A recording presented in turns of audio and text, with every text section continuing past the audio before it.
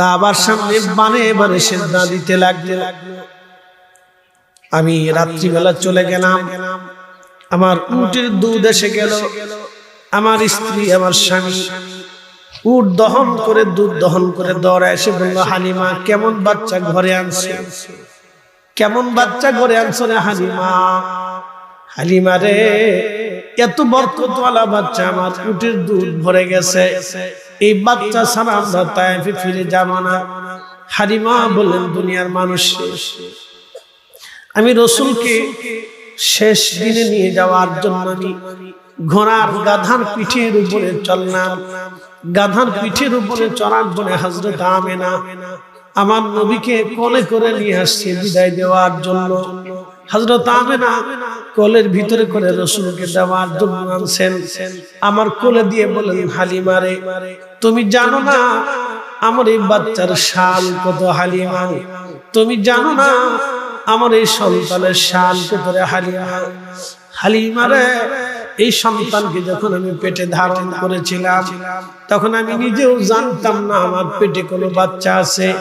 কে জানি স্বপ্নের ঘরে আমাকে বলে যাইতো হালিমা, আমাকে বলে যাইতো আমেনা, তুমি বড় ভাগ্যবতী, তোমার উদরে রাহমাতুল লিল আলামিন তশরিফ এনেছে। এরা আমেনা, তুমি আখিরি নবীর মা হতে চলেছ। আসমানে আহমদ, জমিনে তার নাম হবে মুহাম্মদ। একসাথে বলবেন আল্লাহু আকবার। আসমানে আহমদ, জমিনে তার নাম হবে মুহাম্মদ। আমেনা রে, আসমানে আহমদ, জমিনে নাম হবে মুহাম্মদ। হালিমা শোনো, আমি যখন আমার এই সন্তানকে দুনিয়াতে প্রসব করি, হালিমা রে, প্রসব করার সময় আমি দেখেছিলাম খারাজা মিনহান, আমার ভিতর থেকে একটা নূর বের হয়। ওই নূরের আলোতে আমি আমেনা হেরেমে থাকা অবস্থায় সিরিয়ার রোমানদের রাজপ্রাসাদ আমি পরিষ্কার মতো এইখান থেকে দেখতেছিলাম। এরা হালিমা, আমার এই সন্তান কিন্তু নবী হবে। হালিমা রে, আমার এই সন্তান নবী হবে, সাবধান, তুমি কিন্তু তারে দেখে রাখবে আর আদর করবে, কষ্ট দিবে না। হালিমা রে, আমার এই সন্তান কিন্তু নবী হবে, নবী হবে। হযরত আমেনা বলতেছিলেন, হালিমা বিদায় দিলাম, তুমি চলে যাও। হযরত হালিমা বললেন, আমি রওনা করলাম। আমার উট আবার দৌড়াইয়া কাবার সামনে গিয়ে সিজদায় পড়ে গেল। আমার গাধা ছিল দুর্বল, গাধাটা সবল হয়ে লাফাইতে লাগলো। লাফায়া লাফায়া গাধা চলতে লাগলো, আনন্দে আনন্দে লাফায়া লাফায়া গাধা চলতে লাগলো। আমি ছিলাম সবার পিছে, যেতে যেতে সবার আগে চলে যাচ্ছি। তখন মহিলারা বলল, তায়েফের মহিলারা বলল, হালিমা রে, তুমি না সবার পিছে ছিলা, তোমার উট না দুর্বল ছিল, এটা এখন লাফায় লাফায় কেমনে চলে রে হালিমা। আমি ডাক দিয়ে বললাম, রে তায়েফের মহিলারা, আমার কোলের মধ্যে যে বাচ্চাটা দেখো, যে শিশু দেখো, এই শিশুর বরকতে আমার গাদা গুড়া সব কিছু সবল হয়ে গেছে, সবই এই শিশুর বরকত। জোরে বলেন মারহাবা। প্রিয় উপস্থিতি, কুরআনুল কারীম আল্লাহ বলেন, ইন্না আউয়ালা বাইতিন উদিয়া লিন-নাসি লাল্লাযী বিবাক্কাতা মুবারাকান হুদাল লিল আলামিন।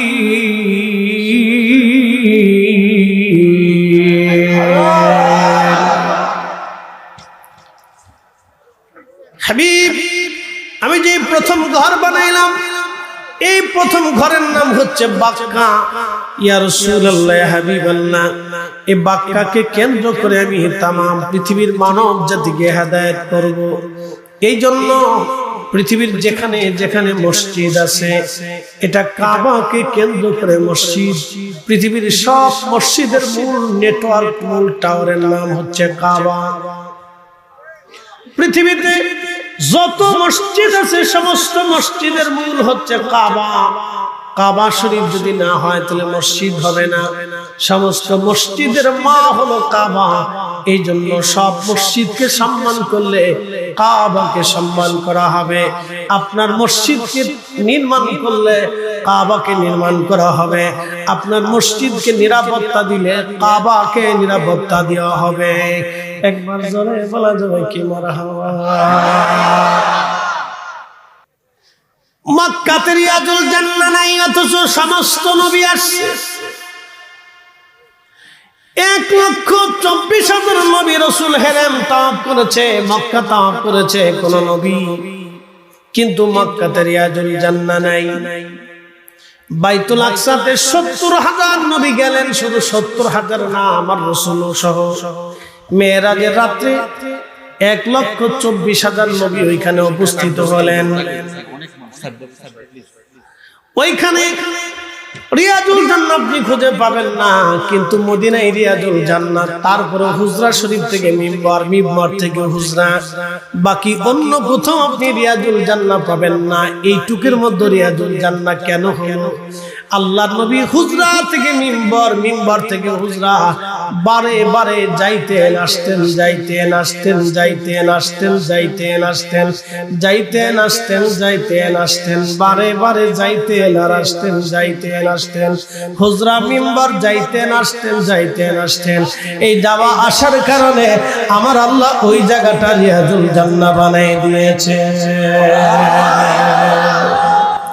প্রিয় উপস্থিতি, খুব মনোযোগ দিয়ে শুনবেন।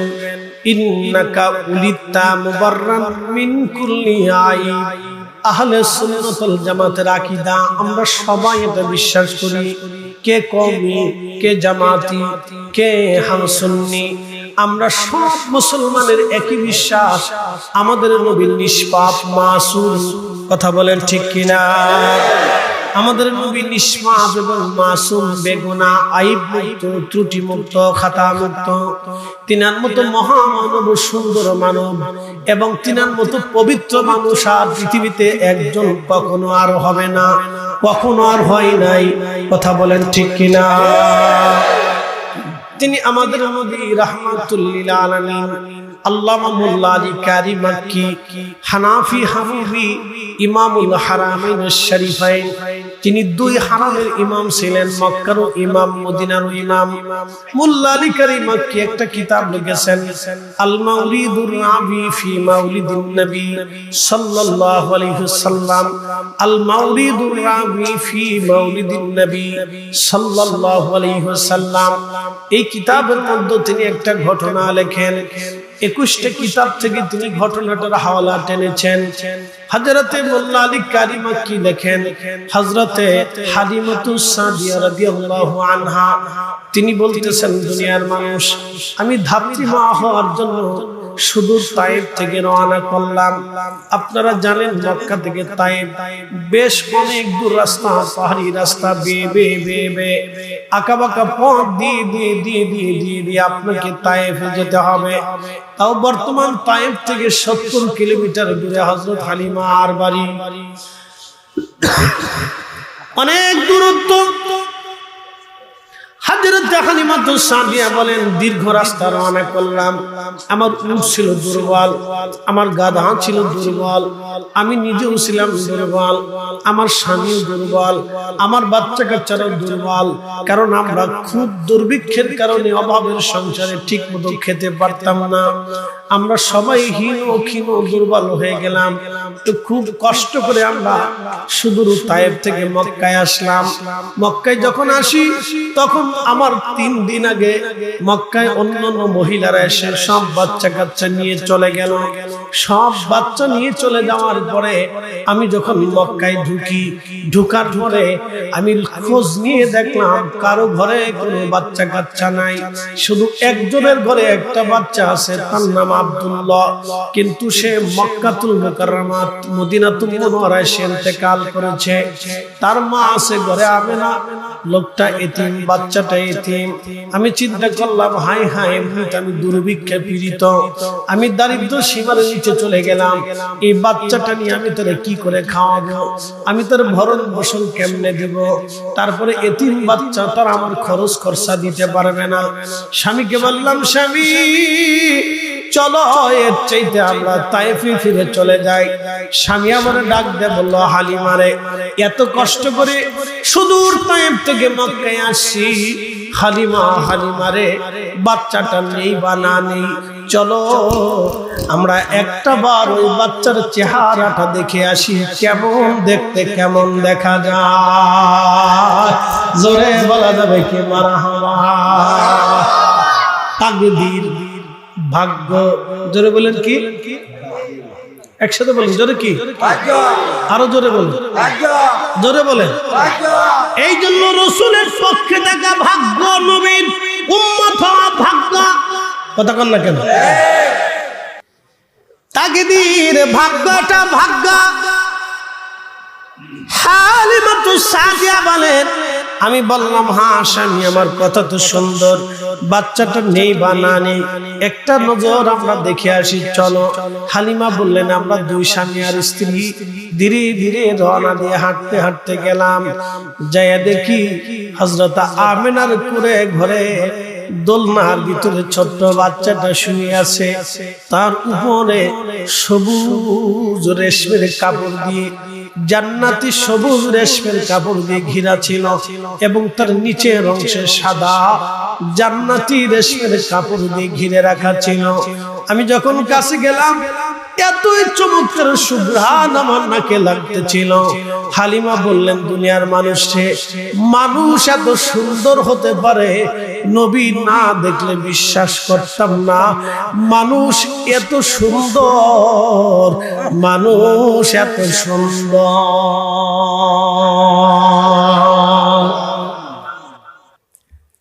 প্রিয় ভাইরা আমার, খুব মনোযোগ দিবেন। হালিমাতুস সাদিয়া রাদিয়াল্লাহু আনহা তিনি বলতেছেন, দুনিয়ার মানুষে তোমরা শোনো, আমি আমার রাসূলের কাছে গেলাম ঘুম ভাঙানোর জন্য। বুকের উপর থেকে রেশমের কাপড় আমি সরাইয়া আমি আস্তে করে বুকের উপরে আলতো আলতো করে হাত বুলিয়ে দিতে লাগলাম, যাতে ঘুম ভেঙে যায়। আস্তে আস্তে আলতো আলতো করে বুকের উপরে হাত বোলাইতে লাগলাম। যখন হাত বুলিয়ে দিলাম, আল্লাহর নবীর ঘুম ভেঙে গেল। ঘুম ভেঙে যাওয়ার পরে আমার চেহারার দিকে তাকাইয়া নবীজি ছোট্ট করে একটা মুস্কি হাসি দিলেন। একসাথে বলেন আল্লাহু আকবার। ওয়া মিনাল লাইলি ফাতাহাজ্জাত বিহি নাফিলাতান লাক আসা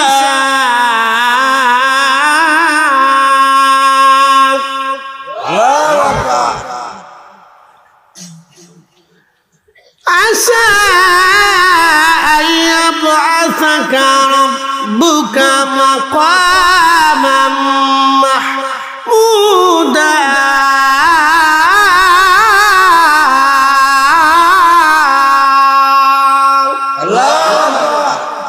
مقاما محمودا সর্বশেষ মাকাম, সর্বোচ্চ মাকাম, যেই মাকামের পরে আর কোনো মাকাম নেই, যেই মাকামের পরে আর কোনো মাকাম নেই, যেই মাকামের পরে আর কোনো মাকাম নাই।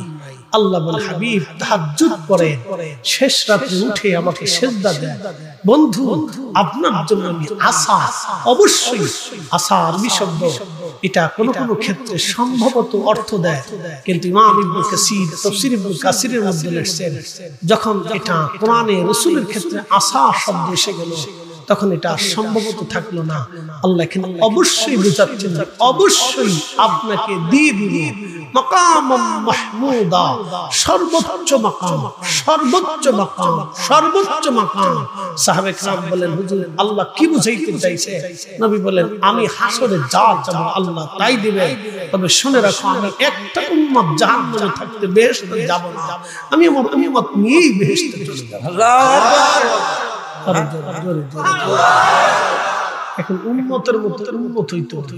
সুদে উম্মত, ঘুষে উম্মত, আজারে উম্মত, ফাসিকে উম্মত, হারামি উম্মত, তারপরে শরাবি উম্মত, এগুলি হইলে লাভ হবে না। কথা কন না? উম্মতের মতো উম্মত হইতে হবে। কথা ঠিক আছে না? উম্মতের মতো উম্মত হইতে হবে। আমার দেশে বহু হাজি আছে সুদে হাজি, বুঝে হাজি, অপরের জমি খাওয়া হাজি বহু আছে, অপরের জমি খাওয়া হাজি।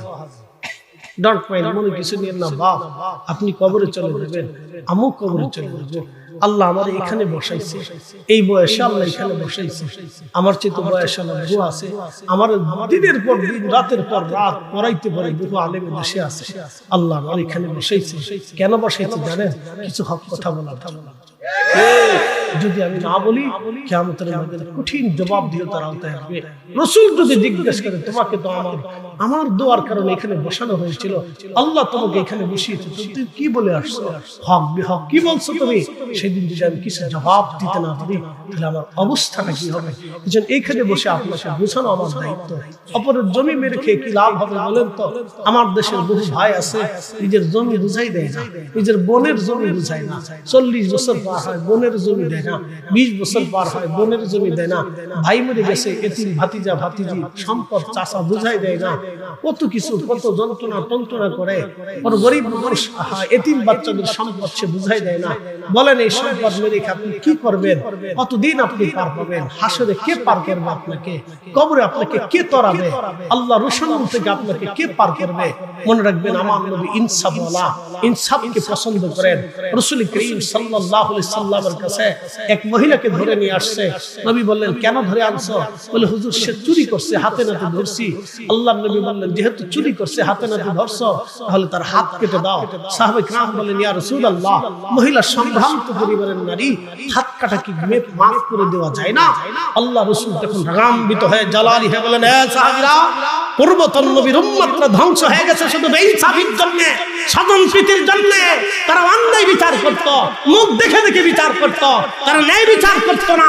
আল্লাহ আকাশ থেকে পাথর বর্ষণ করেছে, জমিনকে ধসিয়ে দিয়েছে, আল্লাহ আগুন নিক্ষেপ করে দিয়েছে, দুর্ভিক্ষ দিয়ে তাদেরকে ধ্বংস করে দিয়েছে, তাদের জন্য বৃষ্টি বন্ধ করে দিয়েছে, শুধু অন্যায় বিচার করার জন্য, অন্যায় বিচার করার জন্য, ন্যায় বিচার না করার জন্য।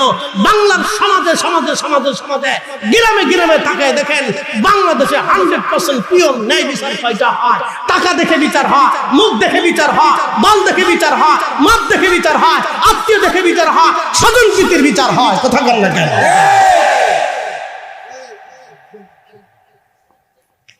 আকাশ থেকে বৃষ্টি বন্ধ হয় শুধু এই কারণে, আকাশ থেকে বৃষ্টি বন্ধ হবে এই কারণে, ফসল নষ্ট হবে এই কারণে, সারা জীবনের পর জীবন শুধু অভাব ভোগ করতে হবে, শুধু ভোগ করতে হবে অন্যায় বিচার করার কারণে।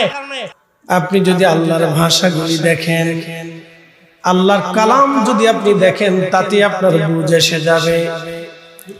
আল্লাহর নবীর দরবারে শায়রে রাসূল একজন সাহাবী ছিলেন, তার নাম হাসান বিন সাবিত রাদিয়াল্লাহু আনহু। ওনার বাড়ি ছিল বর্তমান তায়েফ নগরীতে, ওনার বাড়ি তায়েফে, ওনার মাজার আছে। ওনার বাড়ি হচ্ছে তায়েফ। তো শায়রে রাসূল নাত গাইতে, রাসূলের শানে নাতে রাসূল গাইতে, প্রশংসা গাথা গাইতে। এই যে আমাদের দেশে কাজী নজরুল ইসলাম আছে না, দেখেন উনি কিন্তু কোনো মাদ্রাসা তেমন কোনো গুরুত্বপূর্ণ স্টুডেন্ট না, উনি কোন ইউনিভার্সিটিরও কিন্তু গুরুত্বপূর্ণ স্টুডেন্ট না, উনি আন্ডার মেট্রিক কোন রকম 8 পর্যন্ত পড়ছে। আপনি দেখেন তো তার সাহিত্যের ভাষা, তার কবিতার লেখনী আপনার মাথাকে হেট করে, এটি কি করে সম্ভব? বাংলাদেশে দ্বিতীয়টা মা কোনদিন কাজী নজরুল কার জন্ম দিতে পারে নাই, কোন মা দ্বিতীয় কাজী নজরুল জন্ম দিতে পারে। আপনি তার সাহিত্য গ্রন্থ প্রবন্ধ যদি আপনি পড়েন দেখেন বুঝবেন যে কি মেধা তাকে আল্লাহ দিয়েছেন। সমাজের বাস্তব চিত্রগুলি তিনি কিভাবে ফুটিয়ে তুলেছেন এবং ন্যায়ের উপরে তিনি কবিতার ছন্দে কিভাবে ন্যায়ের পক্ষে তার লেখনী ছিল। রাসূল করিমের শানকে তিনি কত চমৎকার করে ফুটিয়ে তুলছেন, কবিতার ছন্দে কি চমৎকার লিখছেন। আমি যদি আরব হতাম মদিনারি পথ, সেই পথ দিয়ে হেঁটে যাইতেন নূর নবী হাজরাত, নূর নবী হাজরাত। একসাথে বলবেন মারহাবা। আপনি ছন্দগুলি দেখেন তো কি চমৎকার। শায়ের রাসূল হাসান বিন সাবিত মসজিদে নববীর ভিতরে আমার নবীজির শান গাইতেন আরবি ছন্দওয়ালা। ইন্নাকা উলিদতা মুবাররান মিন কুল্লি আইব কাআন্নাকা ক্বাদ খুলিকতা কামা তাশা ওয়া দাম্মাল ইলাহু ইসমান নবী বিইসমিহি ইযা قال في الخمس المؤذن نشهد وشق له ليدله فذو العرش محمود وهذا محمد। একবার জোরে বলবেন কি মারহাবা। আল্লাহুম্মা সাল্লি আলা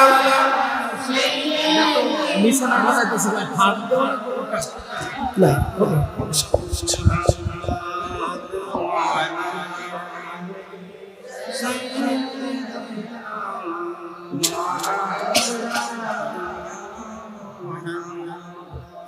আচ্ছা, আমার কথা কি বুঝতে কোনো অসুবিধা নেই? আমরা সবাই বুঝি। বলেন রাসূল আমাদের একজন, কথা ঠিক আছে না ভাই? আগে আরো নবীরা আসছেন, যারা আমাদের আমরা তাদের উম্মত। ঠিক আছে, ঠিক ওখানে একটু টাইট করে, একটু টাইট করে। আচ্ছা আচ্ছা, লাগবে ওজন তো। রাসূল আমাদের, আমরা যদি ওনার শানকে বুলন্দ করে দেখি তাহলে আমাদের লাভ। কথা ঠিক আছে না ভাই? আমাদের লাভ। ওনার শানকে ছোট করা মানে আমাদের মর্যাদাকে ছোট করে দেখা। ওনার শানকে বড় করে দেখা মানে আল্লাহর ইজ্জতকে বড় করে দেখা। কথা ঠিক আছে না ভাই? খুব বুঝবেন, মনোযোগ দেন। আপনাদের এলাকায় মসজিদ আছে কিনা? এই মসজিদে কি আপনার জুতা পরে ভিতরে ঢোকে? কারণ কি? এটা কার ঘর?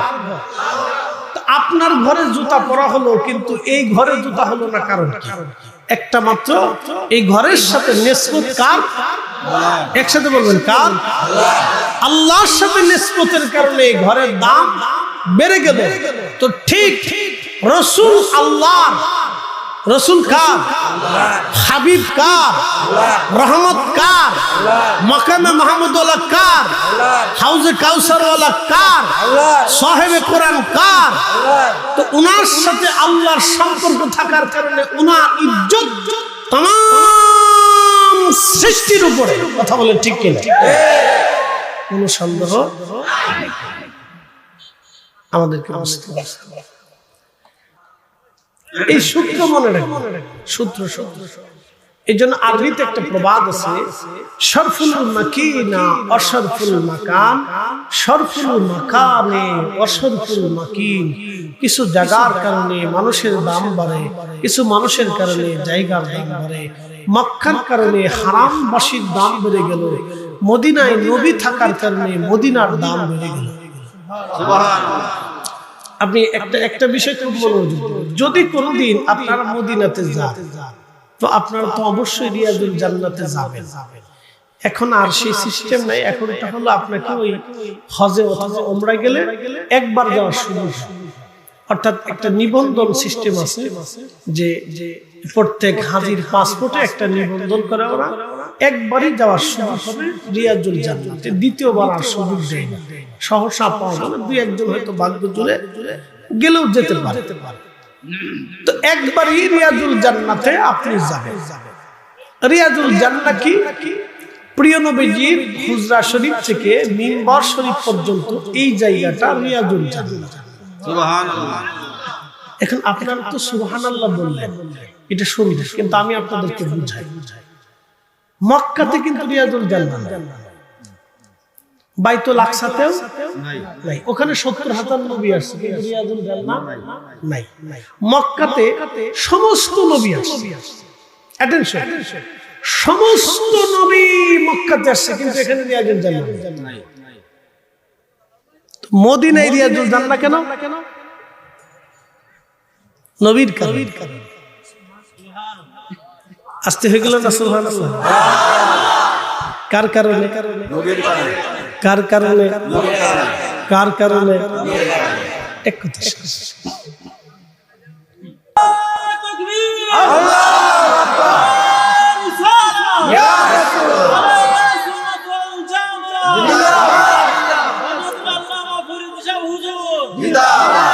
একটু জিকিরে লা ইলাহা, একটু আগায় আগায়, সামনে যদি জায়গা থাকে তাহলে আগা। লা ইলাহা ও লা ইলাহা লা ইলাহা আসিয়া বলে আল্লাহ আল্লাহ, ফেরাউন দিছে কত জ্বালা। আল্লাহ বলেন ও জিবরাইল, আল্লাহ বলে ও জিবরাইল, খুলো হে জান্নাতের তালা। লা ইলাহা ইল্লাল্লাহ, লা ইলাহা ইল্লাল্লাহ। পাগল করতে লা ইলাহা ইল্লাল্লাহ মুহাম্মাদুর রাসূলুল্লাহ সাল্লাল্লাহু আলাইহি ওয়াসাল্লাম। নারায়ে তাকবীর,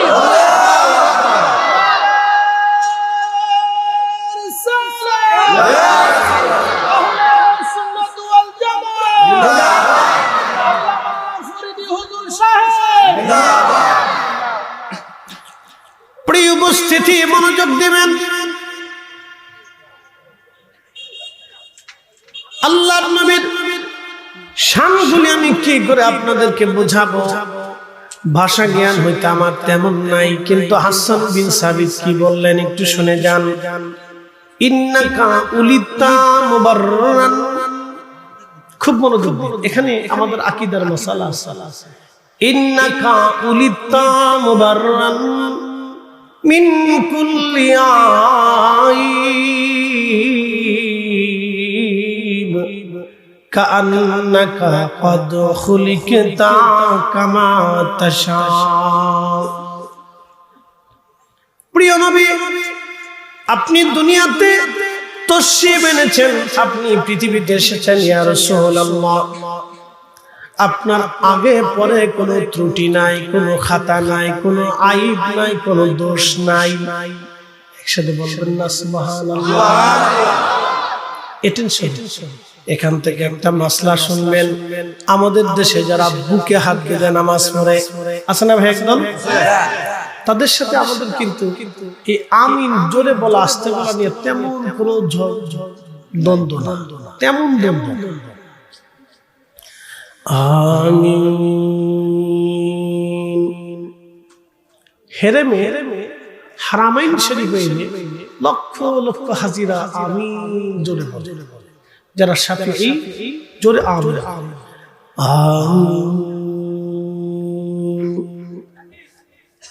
জোরে নিয়ে আস্তে নিয়ে, এটা হচ্ছে হানাফিরা, আমরা যারা হানাফি মাযহাবকে ফলো করি আমরা বলি আস্তে আমিন বলা সুন্নাহ। আর যারা শাফিঈ মাযহাব ফলো করে তারা বলে জোরে আমিন বলা সুন্নাহ। শুধু এতটুকু তফাৎ। কিন্তু বাংলাদেশে যারা আমিন বলে জোরে চিল্লান দেয়, তাদের আকীদা বিশ্বাস হচ্ছে রাসূলের আব্বা আম্মা কাফির এবং মুশরিক। আমি কে কোন দল করেন আমি জানি না, সুন্নি, কওমি, জামাতি, লামাজামি, তারপরে যত তাবলীগের ভাইরা যারা আছে, আমি এখন কোন দল বুঝি না, আমি এই মুহূর্তে কোন দল বুঝতেছি। রাসূল কিন্তু আমাদের সব। এতে কি কোনো দ্বিমত আছে? আমাদের সবার ওনার প্রতি আমাদের কি ধারণা থাকা উচিত? অবশ্যই সুধারণা। কথা ঠিক আছে না ভাই? উত্তম ধারণা। যারা বলেন কি ধারণা? উত্তম। তো উত্তম কি? একবার উত্তমের যদি কোনো শেষ সীমা না থাকে তাহলে সেটা। কথা ঠিক আছে না ভাই? উত্তম মানে উত্তমের কোনো যদি সীমানা শেষ থাকে তাহলে একবারে শেষ সীমানা পর্যন্ত। আমাদের প্রত্যেকেরই তার প্রতি একটি উত্তম ধারণা থাকা উচিত। এখন আপনাকে প্রশ্ন করি, যদি হ্যাঁ বলেন যে হুজুর আমরা উত্তম ধারণা রাখি, তাহলে উত্তম ধারণা যদি থেকে থাকে তাহলে রাসূলের আব্বা আম্মা একজন কাফির মুশরিক কি করে হয়? অথচ কোরআন বলতেছে ইন্নামাল মুশরিকুনা নাজাসুন, প্রত্যেক মুশরিকরা অপবিত্র নাপাক। তাহলে রাসূলকে কি করে আল্লাহ নাপাক মুশরিকদের মাধ্যমে পৃথিবীতে নিয়ে আসলেন? আপনি একটু বুঝেন। আমার আর দলিল লাগবে না, শুধু এতটুকু বুঝেন। আমার দলিলের দরকার নাই, শুধু আপনি এতটুকুনি বুঝেন যে আল্লাহ তাহলে কি করে মুশরিকদের মাধ্যমে রাসূলকে আনলেন। বাস শেষ। তাহলে বোঝা গেল যারা রাসূলের আব্বা আম্মাকে কাফির এবং মুশরিক মনে করে থাকে, রাসূলের প্রতি তাদের ধারণা 100% পিওর এবং শিওর না, তাদের ঈমানের ভিতরে গাফিলতি আছে। কথা বলেন ঠিক কি না? এজন্য আমরা তাদেরকে মেনে নিতে পারি? অবশ্যই না। কেটে টুকরা টুকরা করে দিল। যদি কোন উম্মত রাসূলকে মেনে নেয়, যাহা রাসূল তিনি সর্বশ্রেষ্ঠ, সর্বোত্তম, সর্বকালের সর্বশ্রেষ্ঠ মহামানব, তাহলে আপনাকে মানতে হবে কোন নাফাকির মাধ্যমে, কোন পচাশিলের মাধ্যমে, কোন বেঈমানের মাধ্যমে, কোন কুফফারের মাধ্যমে, যেই মাথা কাপ প্রতিমার সামনে মাথা নত করেছে, কোন পাথরের সামনে মাথা নত করেছে, কোন মানুষের সামনে মাথা নত করেছে, যারা নাপাক ছিল, অপবিত্র ছিল, তাদের মাধ্যম দিয়ে আমাদের রাসূলকে আল্লাহ আনতেই পারে না। অবশ্যই পারে না, অবশ্যই পারে না। আমাকে কেটে টুকরা টুকরা করলে আমি বিশ্বাস করতে পারবো না। কথা বলে ঠিক না?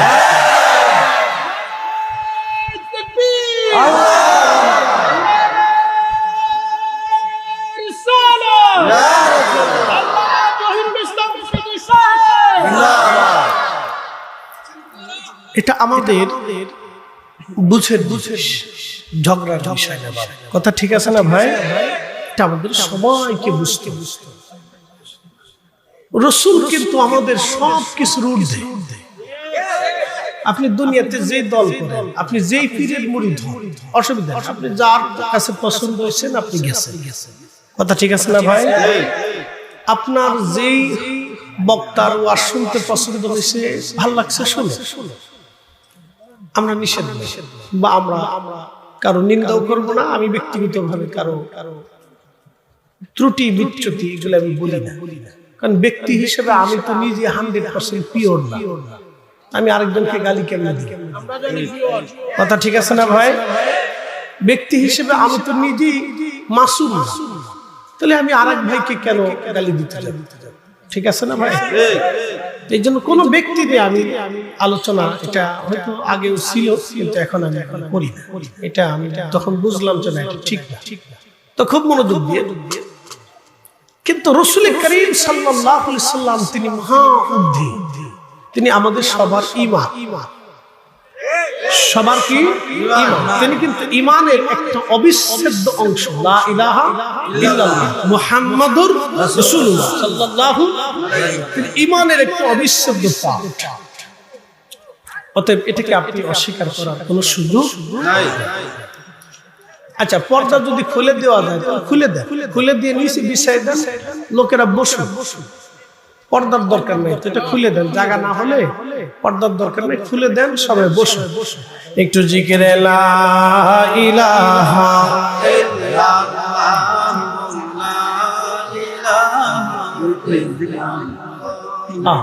লা ইলাহা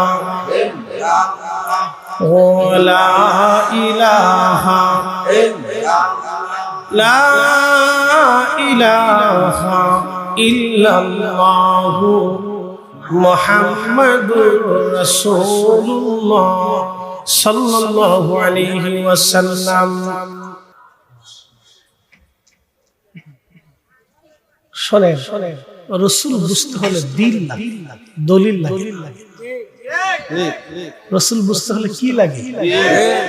আবু বকর মেরাজ থেকে ফিরে আসার পরে সিদ্দিক আকবর রাদিয়াল্লাহু আনহু কি দলিল খুঁজছিল না দিল খুঁজছিল? দিল। সাদাকতা ইয়া রাসূল, আপনি সত্য বলেছেন, এক বাক্যে শেষ। আপনি বলছেন, সত্যই বলছেন, জীবনে কখনো মিথ্যা বলেন না। রাসূল বলে দিলেন, আবু বকর তুমিও সিদ্দিক, তুমিও সত্যবাদী, তুমি আমার এই জিনিসের বিশ্বাসকে দৃঢ় করেছ, নির্বিবাদে বিনা দলিলে তুমি মেনে নিয়েছো। আবু বকর তুমিও বিশ্বাসী, তুমিও সত্যবাদী, তুমিও সিদ্দিক। একসাথে বলা যাবে আল্লাহু আকবার। আপনাকে এখান থেকে বুঝতে হবে দলিল লাগে, দিল লাগে। রাসূলকে মহব্বত করার জন্য দলিল লাগে না, দিল লাগে। রাসূলের মহব্বত আর তাজিমের জন্য দলিলের কোনো কমতি নাই, কিন্তু দিলের কমতি আছে। দিলের কমতি। আপনি একটু যদি যান ঢাকাতে, যে দেখবেন হাজার হাজার মুসলমান জুমার দিনে নামাজ পড়েন, আছে না ভাই? জুমার দিনে কি পড়েন? আচ্ছা বলেন, তাদের কি দলিলের দরকার না দিলের দরকার? দিলের দরকার না, দলিলের তো দরকার না, তাদের দিলের দরকার। কিন্তু দিল হেদায়েত, দলিলের দরকার না, তাদের দিলের দরকার। আপনি যদি দেখেন যে হাজার হাজার মুসলমান মাহে রমজানে রোজা রাখে, দলিলের দরকার না, দিলের দরকার, ঈমানের দরকার। কথা ঠিক আছে না ভাই? তো রাসূলকে মহব্বতের জন্য দলিল দরকার না, দিলের দরকার, মহব্বতের দরকার, ঈমানের দরকার। এতটুকুই যথেষ্ট। তা হালিমা তো সাদিয়া বলতেছে, মানুষ এত সুন্দর আমি না দেখলে বুঝতে পারছি। তো রাসূল করিম দোলনায় বসে আমি তার চেহারা দেখি পাগল হয়ে গেল, যে মানুষ এত সুন্দর কি করে হতে পারে। আল্লাহু আকবার। এই জন্য আম্মা জান আয়েশা সিদ্দিকাকে জিজ্ঞেস করা হলো, মা ইউসুফকে দেখে, হযরত ইউসুফকে দেখে মিশরের মেয়েরা কমলা লেবু কাটার ফেলেছে, তো ইউসুফ সুন্দর না রাসূল সুন্দর?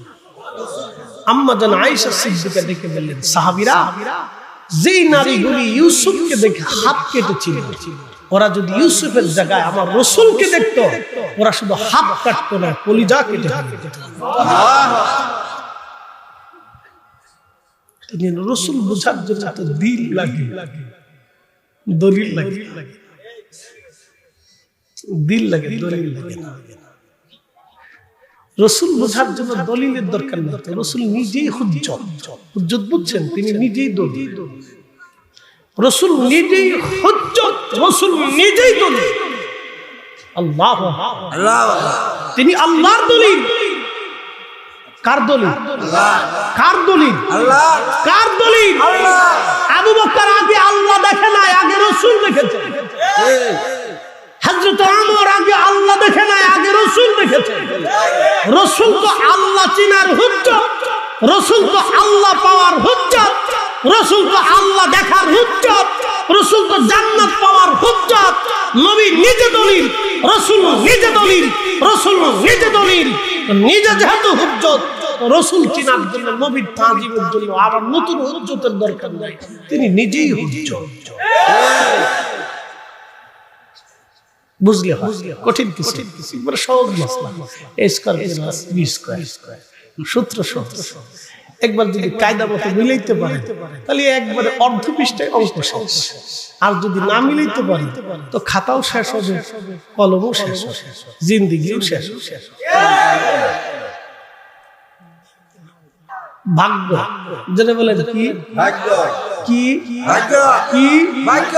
আবু জাহেলের হয় না, ওতবার হয় না, সাইবার হয় না, মুগিরার হয় না, আবু লাহাবের হয় না। যেই নবীর চাচা আহা কোলে করে, কাঁধে করে, পিঠে করে দস্তরখানায় নিজে বসে খাইছে, ভাতিজাকে কখনো জুদা করতেন না, যে চাষি খাবার দিবে কি না দিবে, ঠিক আছে না ভাই?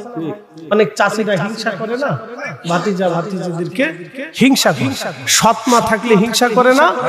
হিংসা করে। বাপ যে যতই বলুক যে আমি মুহাদ্দিস আর শাইখুল হাদিস আর ফেরেশতা, সৎ সন্তানদেরকে সৎ মারা হালকা পাতলা হলেও হিংসা করে। কোন শাইখুল হাদিস বউ যদি বিয়ে করেন তাও হিংসা করে। ওই জাতগত স্বভাব এটা, বুঝতে পারছেন? বাকি যদি দেখি হিংসা। এই জন্য ওই সময় বাবার কি উচিত জানেন? কোন কেউ যদি দ্বিতীয় স্ত্রী গ্রহণ করেন, যে আপনার স্ত্রী মারা গেছে, আগে সন্তান আছে, আপনি দ্বিতীয় স্ত্রী গ্রহণ করছেন, তারা শুনে রাখবে আপনার স্ত্রীর উপরে 100% ছেড়ে দিবেন, নিজের সন্তানকে নিজে কাছে বসায় খাওয়াবেন। বুঝতে পারছেন? নিজে হাতে পোশাক কিনে দিবেন, সবাইকে সমানভাবে কিনে দিবেন, আগেরটা পরেরটা সব বাচ্চাদের একসাথে বসে বসে নিজে বেড়ে বেড়ে বাচ্চাদেরকে খাওয়াবে। কারণ মহিলা মানুষ তো, তারা ঘরের ভিতরে থাকে, অনেক কিছু তারা বুঝে না, হয়তো কোনো কারণবশত হিংসা করতে পারে, হিংসা আসতে পারে। নিজের সন্তানের প্রতি একটু মায়া বেশি হতে পারে, পরের সন্তানের প্রতি মায়াটা একটু কম আসতে পারে, আসতেই পারে। কি কথা ঠিক আছে না? সে তো মা, তার পেটের বাচ্চার প্রতি মায়া বেশি এসেছে, সে তো মা, আসতেই পারে। এখানে দোষ দিবেন, এখানে দোষ ধরবেন, বরং এখানে খুব কন্ট্রোল করবেন, নিজেকে ঠান্ডা মাথায় কন্ট্রোল করবেন, যে সে তো মা, তার সন্তানের প্রতি তার দরদ বেশি আসতেই পারে।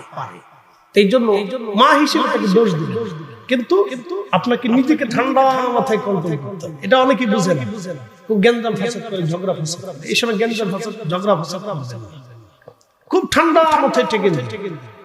নিজের সন্তান ওই সময় একসাথে বসায় খাওয়াবেন, নিজে কিনে দিবেন, নিজে বাচ্চা সব পক্ষের বাচ্চাদেরকে নিজে নিজে নিয়ে ঘুরবেন, বাচ্চাদেরকে সময় দিবেন। অথবা কিন্তু ওই বাচ্চা ঠকে যাবে, বুঝতে পারছেন? সে তার মায়ের অভাব ফিল করে, যে আমার মা নাই বিধায় আমি আজকে কষ্ট করতেছি। এটা কিন্তু ভবিষ্যতে আপনার জন্য অনেক বড় এফেক্ট হবে ওই বাচ্চার ব্রেনে। আপনাদের খালি ওয়াজ করলে হবে, প্রেসক্রিপশন দেওয়া হবে। এগুলো একটা জীবনের অনেক বড় প্রেসক্রিপশন, ঠিক আছে? অনেকে ভুল করে, বুঝে না যে ওই স্ত্রীর প্রতি রাগ করে। আপনি ওই স্ত্রীর প্রতি রাগ করতে পারেন না, দরকার নেই। সে তো মা, তার সন্তানের প্রতি তার দরদ আসতেই পারে। এটা হতেই পারে, যে কারো মার হতে পারে। এই জন্য এই সময় নিজের বাচ্চাদেরকে সমানভাবে টেকে দিন। তো খুব মনোযোগ দিয়ে হালিমাতুস সাদিয়া রাদিয়াল্লাহু আনহা বলতেছেন, আমি রাসূলের ঘুম ভাঙাইলাম। নবীজি আমার দিকে তাকিয়ে একটা মুস্কি হাসি দিলেন। হাসি এতই চমৎকার ছিল, হাসি দেখে আমি পাগল হয়ে গেছি। সুবহানাল্লাহ। স্বামীকে বললাম, স্বামী, আমি সন্তান ছাড়া কখনো তাইফে ফিরে যাব না, আমি তাকে নিয়েই যাব, টাকা দিক বানা। একসাথে বলি না মারহাবা? টাকা দিক বানা দিক, আমি তাকে নিয়েই যাব। ভালো আছে, টাকা দিক বানা দিক, আমি তাকে নিয়ে যাব। প্রিয় উপস্থিতি, হযরত হালিমাতুস সাদিয়া বলতেছেন, দুনিয়ার মানুষে আমি আমার রাসূল করিম সাল্লাল্লাহু আলাইহি সাল্লামের পবিত্র জুলফি মুবারকের মাঝখানে, ইমাম মুল্লা আলী কারি মাক্কি আল মাওরিদের মধ্যে লেখেন, পবিত্র জুলফি মুবারকের মাঝখানে যে কপাল আছে, এই কপালের এখান থেকে একটা নূর মুবারক বের হইয়া খেলালাস সামা, একবারে অর্ধ আকাশ পর্যন্ত এই নূরটা চলে গেল। একসাথে বলেন আল্লাহু আকবার। ত্রিভুবনের প্রিয় মুহাম্মদ এলো রে দুনিয়ায় রে সাগর,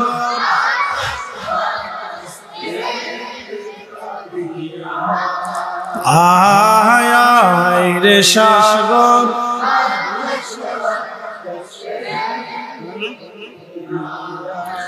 ধুলির ধরা বেহেশত আজ, ধুলির ধরা বেহেশত আজ। এক মিনিট, উঠে কেন বাচ্চা? আচ্ছা ঠিক আছে। তো খুব বড় কাজী নজরুল ইসলাম লিখতেছে, ধুলির ধরা বেহেশত আজ, জয় করিল দিল রে লাজ, আজ কি খুশির ঢল নেমেছে ধূসর সাহারা রে সাগর দেখবি যদি আয় রে সাগর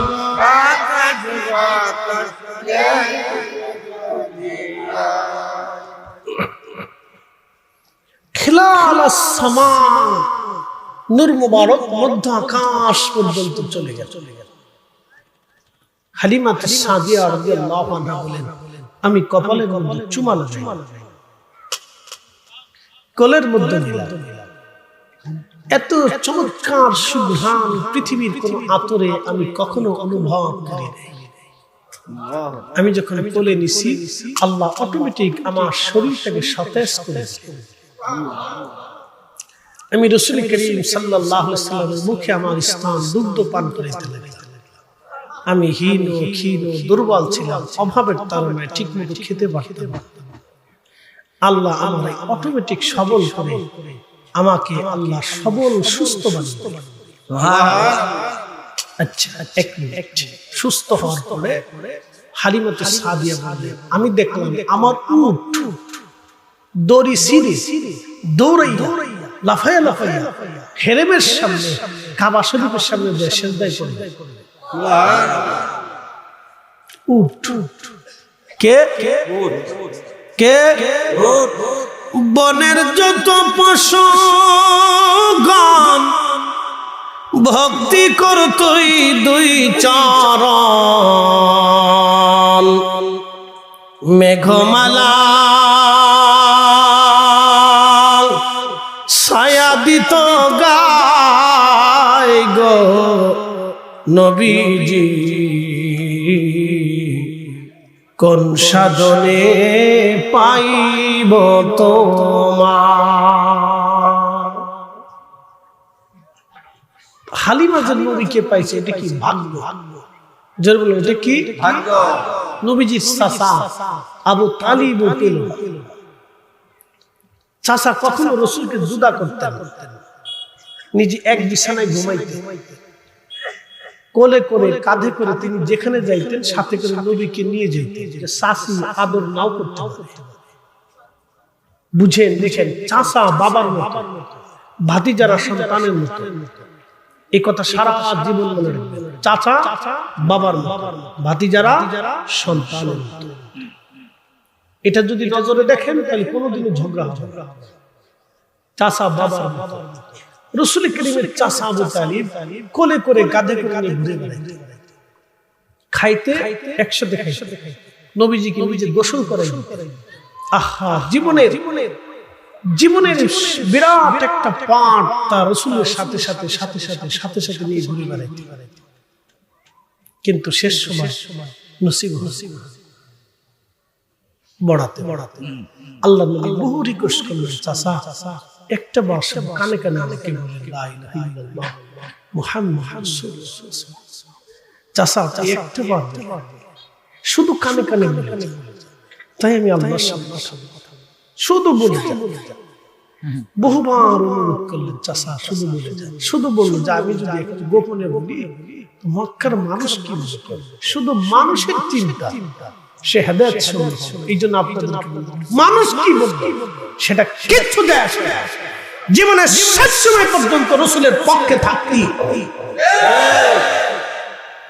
মানুষ কি বলবে তাতে কিচ্ছু আসে না।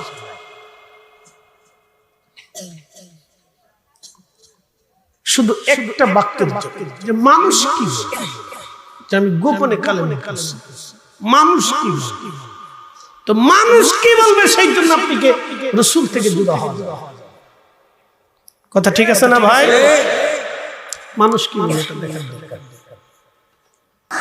আমি যদি আরব হতাম মদিনারি পথ, সেই পথ দিয়ে হেঁটে যাইতেন নূর নবী হাজারা, নূর নবী হাজারাত। অ্যাটেনশন।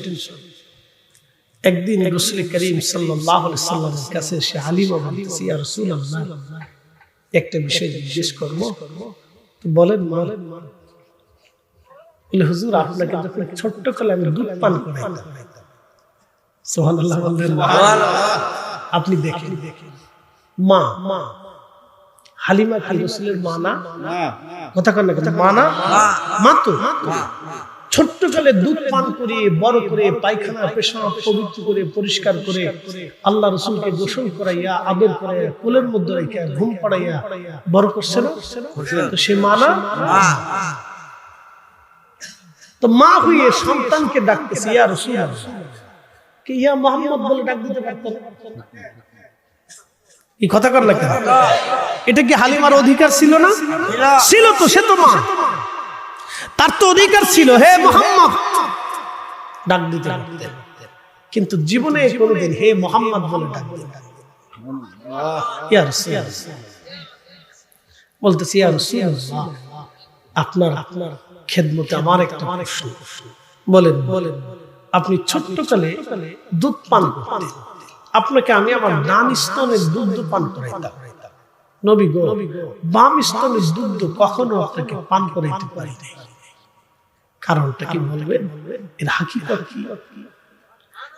আল্লাহর নবী মুস্কি হাসিয়ে বলেন, মা, এর ভেদ হচ্ছে আমার একটা দুধ ভাই ছিল, আমি জানতাম যদি আমি তখন সমস্ত দুধ খেয়ে ফেলি তাহলে আমার ভাইয়ের হক নষ্ট হবে।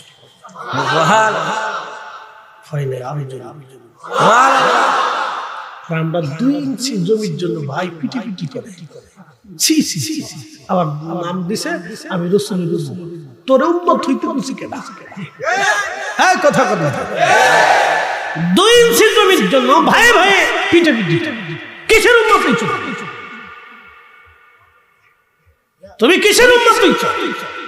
যে নবীজি শরীয়তের শিশুকালে হাকিকতের একটা ঊর্ধ্বে, শরীয়ত দৃষ্টিকোণ থেকে যে নবী শিশুকালে মায়ের কোলের মধ্য থেকে ভাইয়ের হক আদায় করছে, তখনও নবী জানে আমার ভাই আছে, তার হক আদায় করতে হবে। তিনি নবী, কুরআন নাজিল হওয়ার আগেও নবী, কুরআন নাজিল হওয়ার পরেও নবী, কুরআন নাজিল হওয়ার আগেও জানে, কুরআন নাজিল হওয়ার পরেও জানে, কুরআন নাজিল হওয়ার আগেও তিনি নবী জানে, কুরআন নাজিল হওয়ার পরেও তিনি জানে। কি কথা বলতে থাকে? আমরা যখন বলি তখন অনেকেই ভাইরা কয়ে দাঁতি বুঝাতি বুঝে।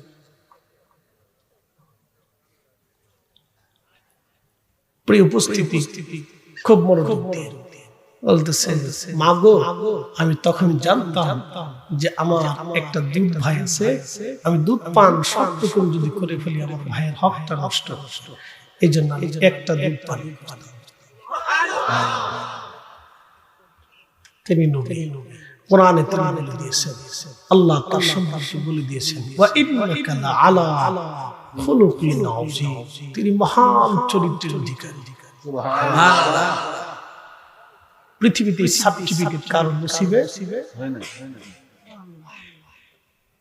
কোন নসিব, কারণ নসিব কখনো হবে না। ওয়া ইন্নাকা লাআলা খুলুকিন আযীম, তিনি মহান চরিত্রের অধিকারী। কারণ নসিবে এই সুন্দর লক্ষণটা আর কখনো হবে না। প্রিয় উপস্থিতি, খুব মনোযোগ দিয়ে কথাগুলো বোঝাটা আমাদের অত্যন্ত জরুরি।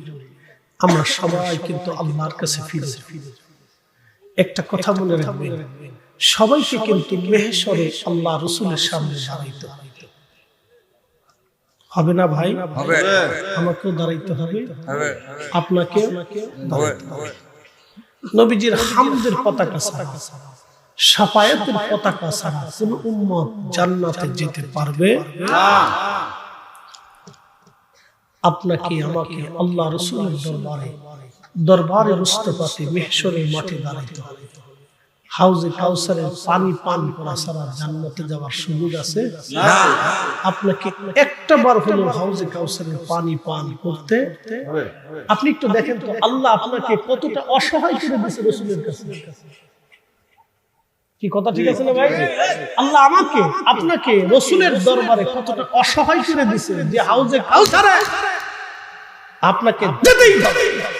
আর যেতে হলে রাসূলের সামনে দাঁড়াইতে কি কথা বলেন সূত্র বুঝে যাবে ওখানে যেতেই হবে দাঁড়াইতে মিজানের পাল্লা ছাড়া জান্নাতে যাওয়ার রাস্তা আছে মিজানের পাল্লার সামনে আপনাকে দাঁড়াইতে আর দাঁড়াইলে রাসূলের সামনে আপনাকে দাঁড়াইতেই হবে আল্লাহ আপনাকে রাসূলের কাছে অসহায় করেছে এই জন্য কোরআনের আয়াতে আল্লাহ বলে দিয়েছে কিছু হক কথা বলার জন্য গরিব মানুষ চেয়ে থাকে হুজুর বুঝে আজকে কিছু হক কথা বলে আমরা যদি না বলি তো সমাজে বলবে কথা ঠিক আছে না ভাই দাওয়াত দেন না দেন সেটা আপনাদের বিষয় আমি জানি অনেকে বলে হুজুর এই ওয়াজ করেন আপনি অনেক দাওয়াত দিবেন আমি প্রত্যেক বছর 2000 দাওয়াত ইমাম ফেরত দিয়ে দিই আপনি আমার কাছে যদি গাড়িতে 7 দিন থাকেন তো বুঝবেন যে কি পরিমাণে দাওয়াত আছে আমার ছেলেগুলি ফোন রিসিভ করে ছাড়তে পারে অস্থির হয়ে বাড়ি গেলে গাড়ি ফোন বন্ধ করে রেখে আমার স্ত্রী রাগারাগি করে দূর তোমার লোকে বিয়ে বসে বিপদেই পড়ছি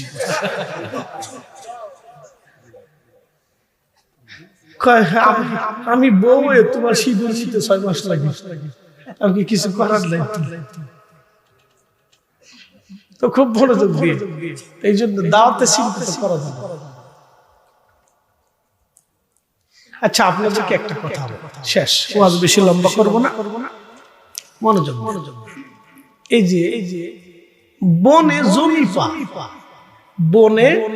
জমি পা এটা কি আল্লাহর আইনে পায় না কথা ঠিক আছে না ভাই কার আইনে পায় আল্লাহর আইনে পায় না আল্লাহর আইনে পায় এতিম ভাতিজা ভাতিজি জমি পায় এটা কার আইনে পায় আল্লাহর আইনে ওরা পাবে আল্লাহর আইনেও পায় সরকারের আইনেও রাষ্ট্রীয় আইনেও পায় তো বনটা জমি না পাইতে 10 বছর পরে মামলা করছে আচ্ছা এই মামলাটা আদালতে কত বছর চলার দরকার বলেন তো আপনার বিবেকে কি বলে হ্যাঁ 3 মাস হবে কেন তো 10 দিনের মামলা 10 দিন সর্বোচ্চ 10 দিন 7 দিনও চলে না বিচারক যদি ইচ্ছা করে 3 দিনই শেষ করবে 3 দিনই পারে কি কথা ঠিক আছে না সে তার বাবার উত্তরাধিকার সূত্রে জমি সে ঠাস করে মামলা কাগজ কলম দেখে সমাজের স্থানীয় লোক পুলিশ প্রশাসন দেখে বলবে তারা তদারকি করে এনে আমার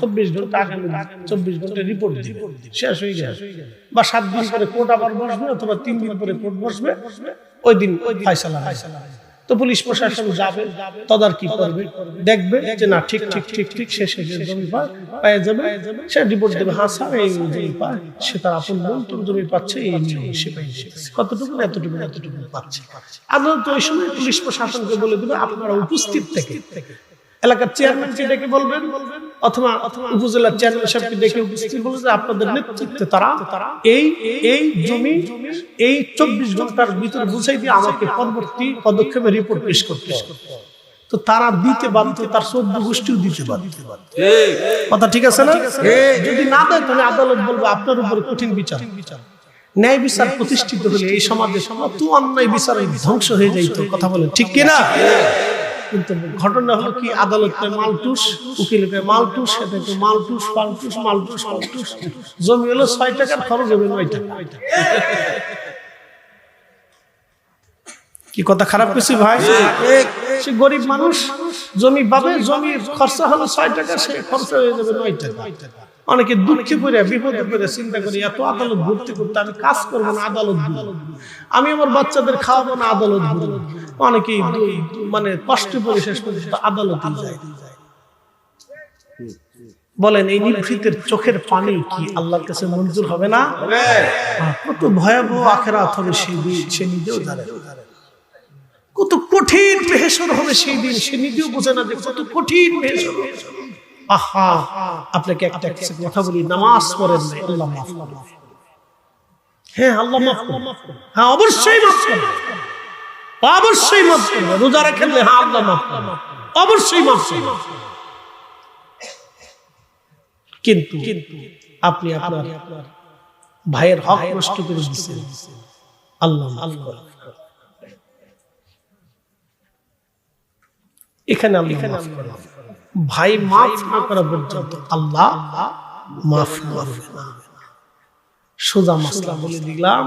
প্রিয় ভাই আমার, যদি ধর্ম বুঝেন তাহলে বুঝে যাবেন, যেটা করা উচিত সেটা। আমাদের দেশে আমার কিছু ভাইরা আছে